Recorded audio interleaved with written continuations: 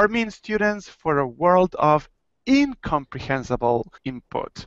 And that is going to happen Saturday, March 14th at 8 a.m. here at Minneapolis, Minnesota for the Central States Conference. So what are you going to be talking to us about?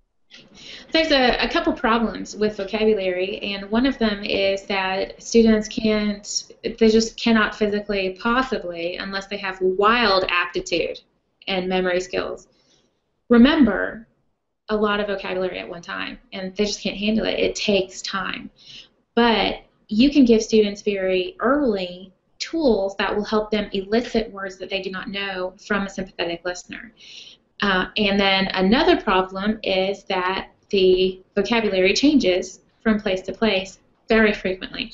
So you're from Argentina. What word do you use for jacket? Campera. Campera, okay. So that's one that would not be known. Like, to me, that is, Little Red Riding Hood type thing. But in Mexico, the word for jacket is chamarra, and you probably, no one in Argentina would use that, correct?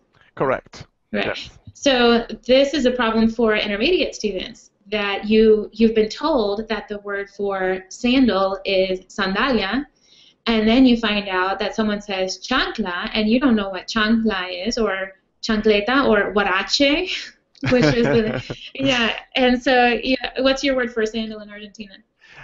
We can say ojotas. Oh, that's right. I just found that out. 25 years of Spanish, and I would not have been able to come up with that word for it. But if you say chancletas or las chanclas, people will understand. People will understand what you mean. Yeah. The tool of circumlocution helps students navigate the world outside your classroom. We can put comprehensible input all we want in our classroom, but once they get out of our classroom, the world is full of incomprehensible input. It's just beyond their ability.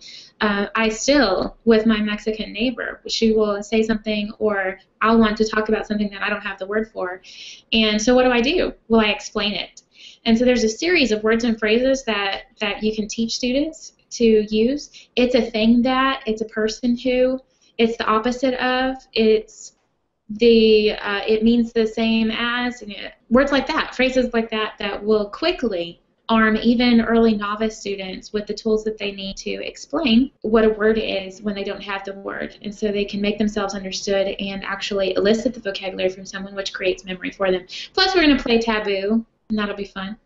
Awesome. Oh, that sounds like fun. Because that's the point of Taboo, right, is that you're trying to explain what the thing is without actually saying the word.